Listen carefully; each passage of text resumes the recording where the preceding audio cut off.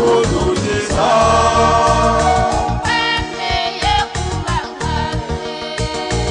uretse icyaha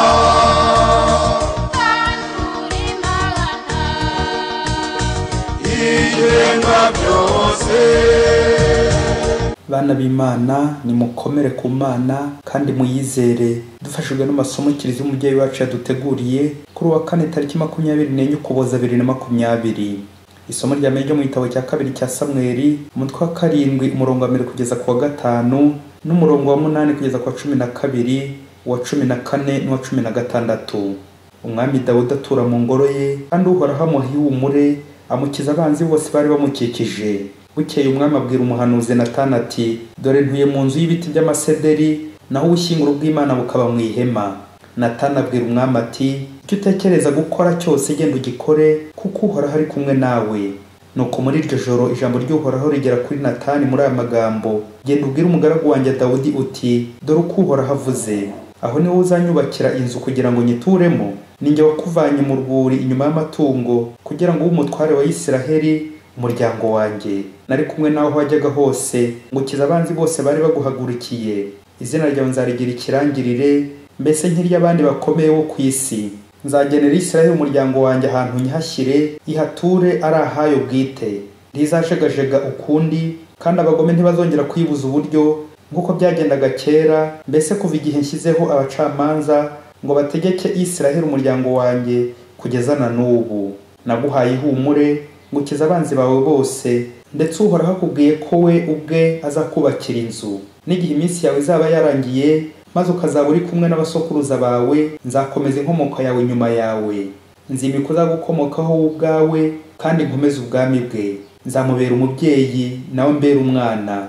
Inzu yawe n'ubwami bwawe bizahora imbere yanjye iteka, n'ingoma yawe izakomera iteka.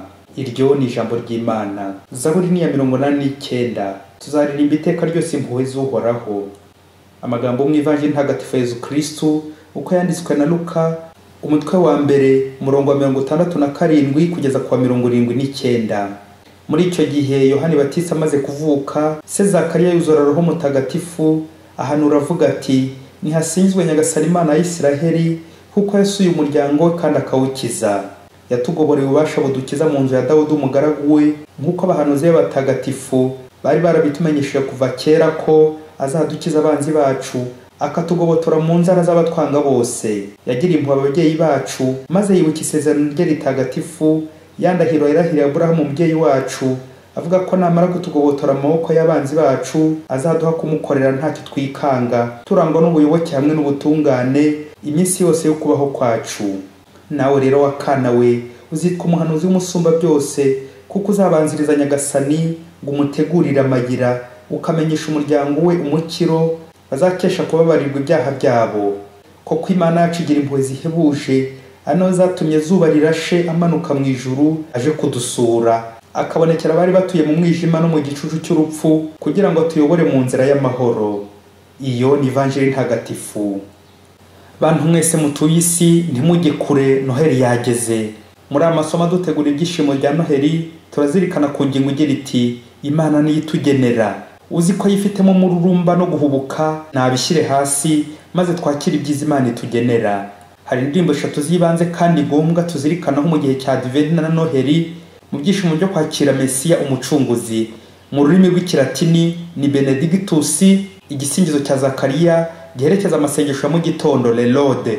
Magnificat, igisingizo cya Bikira Mariya giherekeza amasengesho y'umugoroba, Le Vepre. Nunc Dimittis, igisingizo cy'umusaza Simewoni, sezera umugaragu wawe. Ni igisingizo dukoresha amasengesho yo gusoza umunsi nijoro, Le Compli. Uyu munsi turagaruka kuri Benedictus. Abitwa ba Benoit, Beni, Benita, Benedicta, Benedictus, muri abanyamugisha. Nimuze dufatanye na Zakariya, dusingize Imana duhaye umugisha, yuzuza isezerano ikatugira abana bayo muri Yezu Kristu. Umunyarwanda yise abana be ntihemuka na ntibeshya. Mu isomo rya mbere, Imana igiye kuzuza isezerano yagiriye Dawudi. Iri somo ry'uyu munsi ribumbiyemo ukuzwa kw'isezerano ryo gucungurwa kwacu, rikitwa le messianisme royal. Imana iti, nagiranye isezerano n'intore yanjye Dawudi, nuko ndahera Dawudi umugaragu wanjye nti, inkomoko yawe nyishyizeho ubuziraherezo, kandi intebe yawe y'ubwami nzayikomeza kuva mu gisekuruza kujya mu kindi. Mu kuzuza iri sezerano, Imana ubwayo ikaba ari izubakira Dawudi inzu. Hari impamvu ebyiri Imana yanze ko Dawudi amwubakira inzu. Iya mbere, Imana niyo ifata iya mbere. Imana niyo itanga, twebwe turakira. Imana niyo itugenera, ntacyo twabona twamwitura. Icya kabiri, inzu Imana izubakira Dawudi ntabwo ari amasederi, amatafari cyangwa amabuye, kuko izo zose zisaza. Inzu ya mbere ni umuhungu wa Dawudi, Salomoni, uzubaka ingoro ya Yeruzalemu. Ariko ku ndunduro, Imana irashaka kubakira Dawudi inzu yayindi izaramba. Ni Yezu, umwana wayo izaduha. Dutegereje ejo kuri Noheli bwakeye rero. Ingoro y'Imana nyayo ni corps du Christ, jambo wigize umuntu. Iyo niyo ngoro tugomba kujya dusingiriza mu Imana. Na Zakariya wari umaze kugobodoka ururimi yuzuye Roho Mutagatifu, atangiye gusingiza Imana yuje isezerano ryayo yo gukiza abantu. Yatugoboreye ububasha budukiza mu nzu ya Dawudi umugaragu we. Ndetse no kuva kuri Aburahamu, Imana yagiye ihigura umuhigo wayo mu rwego rwo gukiza abantu. Turazirikana kuri iri zina ry'iyi nteguza ya Mesiya, Yohani Batista. Yohani ni izina risobanura impuhwe, Dieu fait grâce, Imana yagize impuhwe. Iri zina riraza ritwumvisha uburyo Imana yakunze abantu. Ntabwo Imana iduha kuko tuyikunda, ahubwo Imana iduha kuko idukunda, kubera impuhwe zayo. Ntabwo turi beza kuko dukunda Imana, ahubwo tuba beza kuko Imana idukunda. Byose ni ku mpuhwe z'Imana. Yohani. Imana yagize impuhwe. Amasomo y'umunsi ateguye neza. Mbere harimo Dawudi umwami utangiye gushaka kwiyemera ngo hari ibyiza agiye gukorera Imana, ariko ivanjiri ikaza imusubiza ko ntacyo abantu twakwishoboza, ko ari Imana yikorera. Byose ni impuhwe z'Imana. Yohani. Hari ubwo abantu tugwa mu mutego wo kwiyemera no kwibonekeza ngo turashoboye, yewe tukajya n'igihe dukora amahano twibwira ko turi kurwanira Imana ishyaka, ngo ni Imana turi gukorera, kandi wasanga hajemo ivange. Hari akarere kamwe ko hirya kure muri Afurika hari hatuye abakristo gusa. Hari harimo umupagani umwe wari utuye muri abo bakristo. Nuko wabaga yitabye Imana wese bagahita banzura ko ari umupagani ubaroga, kuko ari utabatije nyine. Nuko abakristo bose nyuma yo kubona ko bene wabo bapfaga, bafata umwanzuro wo kutazongera gukandagira mu rugo rw'umupagani, kandi bakamuha akato ntibazongere kumwegera. Hanyuma bafata wari umuyobozi wabo w'umukristo ndani, bamuha ubutumwa bwo kurwanirira Imana ishyaka ko abakristo b'Imana bari bashize, bityo akazaroga uriya murozi. Ikiruta umwe yapfa mu kigwi cy'imbaga. Wa muyobozi atangira kurwanira ishyaka Imana. Nuko yajya kujyana uburozi kwa mupagani, yagerayo wa mupagani akamwakira neza akamuzimanira. Ubundi wa mukristo akagarukira aho ngaho, mission ntikunde. Ariko abandi bakaba bamutegereje ngo babwire uburyo bazashyingura umurozi vuba bahemukiye. Nuko binshuro nyinshi kuri uwo muyobozi. Noneho ku nshuro ya rurangiza agezeyo, noneho agiye kumurangiza neza, nuko wa mupagani nanone aramuzimana nkuko byari bisanzwe. Ariko abwira wa muyobozi w'abakristo ati, ubu rero natangiye urugendo rwo kwiga ngo nzabatizwe kuri Noheli, nyuma yuko nkubonyemo umuntu w'inyangamugayo wuzuye urukundo n'ubumuntu. Abandi bakristo bose barampunze, usibye wowe ntuhwema kunsura no kuza kunganiriza. Nabonye wambera urugero rwiza mu bukristo, none rero ni wowe uzambyara muri batisimu. Wa mukristo n'isoni nyinshi ku mutima arikiriza, ariko akimara kuvaho agenda arira inzira yose ukuntu yari amaze iminsi atigihe azi ko ari ukurwanira Imana ishyaka ngo agiye kwikiza umurozi kubera ubutumwa bamuhaye. None asanze yari yibeshye inzira, ahubwo akunzwe by'akarusho n'uwo yita umubisha yari agiye kurimbura. Babyeyi ba Kristo, ni kangahe ingaragara inyuma nk'inyangamugayo n'intangarugero nk'umukristo mwiza abandi bareberaho. Nuko mu kuboko kw'indyo harimo ishapure, nyamara mu kw'ibumoso harimo kabutindi, amarozi yo kwihimura kubagira nabi ngo ni ishyaka ry'Imana.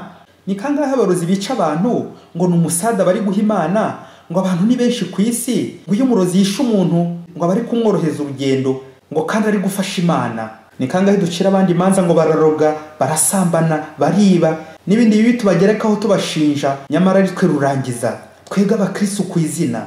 Ubu nawe nka Zakariya warambura amaboko hejuru ukabasha gusingiza Imana, ukavuga Benedictus wemye. Wasanga hari ibyo ukenyereyeho bikubuza kubumbura umunwa ngo nawe utangaze ibisingizo by'Imana nka Zakariya.